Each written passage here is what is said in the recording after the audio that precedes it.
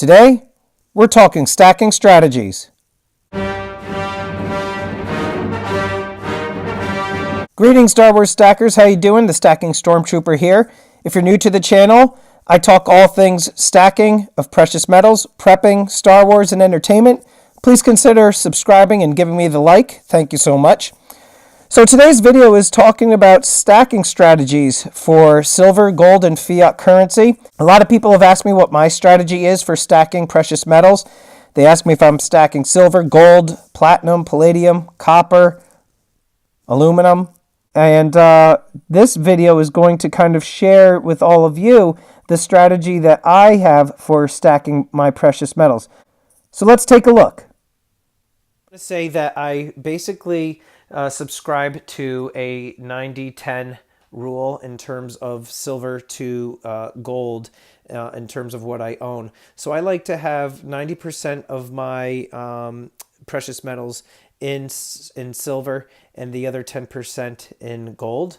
I would prefer to have more in gold, but because the prices of silver right now are such a steal, in my opinion, and because the ratio still sits at 85-1 at the time of this video, I feel like it's impossible not to buy more silver.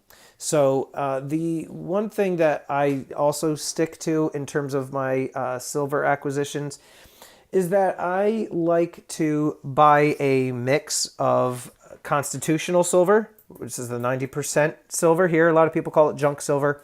I call it 90% or constitutional silver. I buy a lot of American Silver Eagles. I will post a card right up there for you guys to watch the video I did of my big mistake to show you some of the Silver Eagles that I have. But I do stack Silver Eagles, and I would say that the foundation of my stack happens to be Silver Eagles. The other thing, too, is I do stack a lot of generic silver rounds. Oftentimes, you can get really good deals with different online bullion dealers, and they will sell you 10 ounces of silver at spot. If you're savvy enough, sometimes you could have your spouse sign up, a friend of yours sign up who might not be into stacking precious metals, and take advantage of those deals, have the stuff purchased under your card, and then everything is mailed to the different addresses.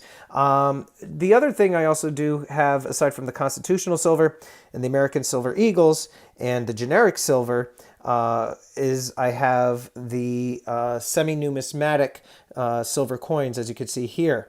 I don't have a lot. I only bought the last 4 or 5 years of the pandas, the kookaburras, and the koalas. And the reason for that is these tend to go up in value more so than the American Silver Eagles. The reason is that these have a limited mintage, plus the design changes every single year. And so that ends up making these coins a bit more desirable to collectors.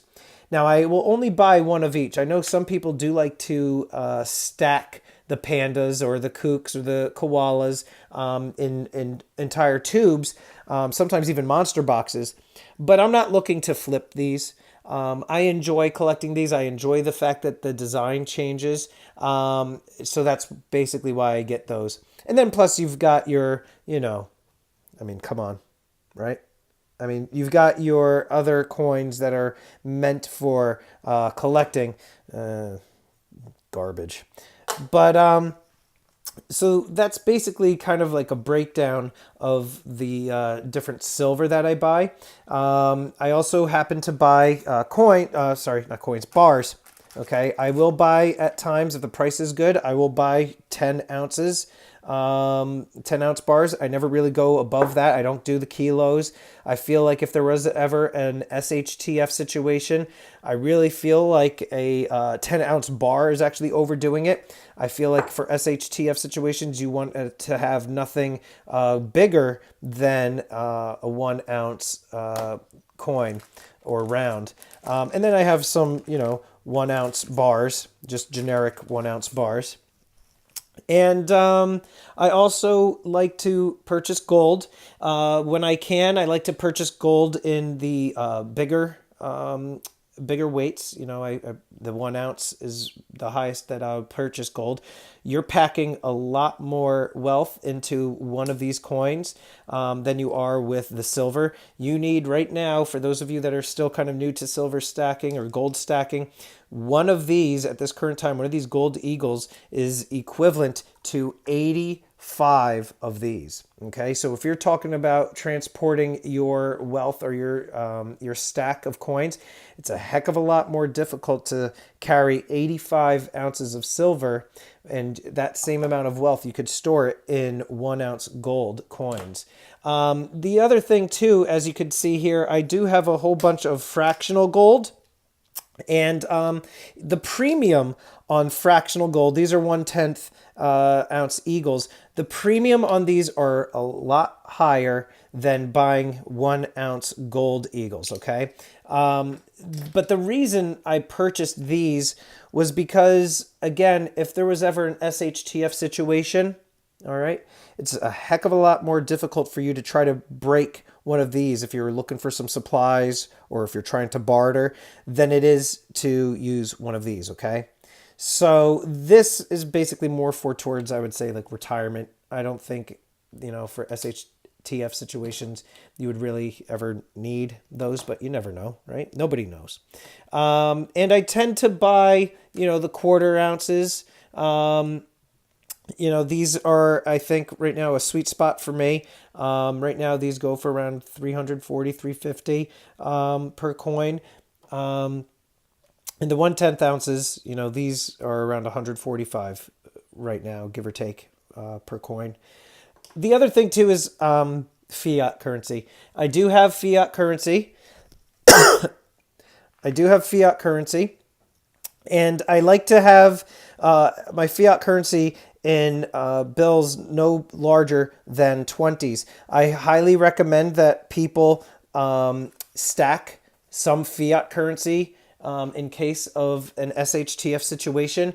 In one of my other videos, and I'll post it right up there, the blackout of 2003, ATMs weren't working. Everything was shut down because we had no power, and I had hardly any cash on me. So if you have a significant amount of cash on hand, you want to make sure that you have bills no larger than $20 bills. You're probably going to want to have stacks and stacks of singles and 5s and 10s. But jumping back over now again to the silver, my breakdown, I had mentioned that the American Silver Eagles are my primary focus. They are the base of my stack.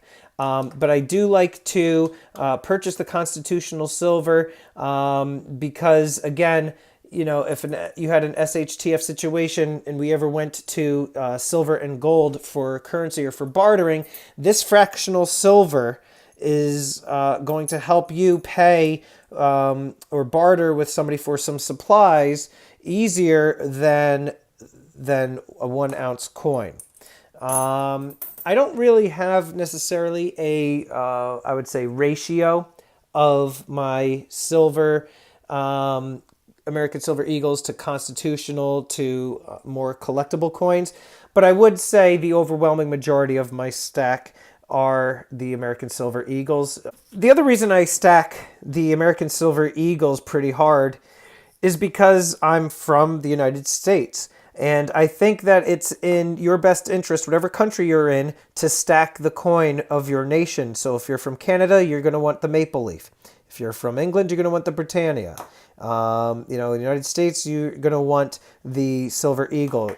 Mexico, perhaps you're going to probably want the Libertad. But that's also one of the reasons why I stack the American Silver Eagles, just because of how recognizable it is to the rest of the world. And in terms of generic silver, I tend to not really buy a lot of this. Again, I'll only get it if there is a deal. But I typically don't really buy the generic silver. Yeah, so guys, that's basically my strategy. 90% silver, 10% of my stack is in gold. The majority of my stack is in silver eagles. I do have a nice blend of constitutional with collectible coins and some generic silver. So guys, that's pretty much it for me. If you have any questions or want some further details about my strategy for stacking precious metals, please feel free to reach out to me. Make sure you comment down below, give me a like, and subscribe. And remember to keep stacking, keep prepping. Long live the Empire.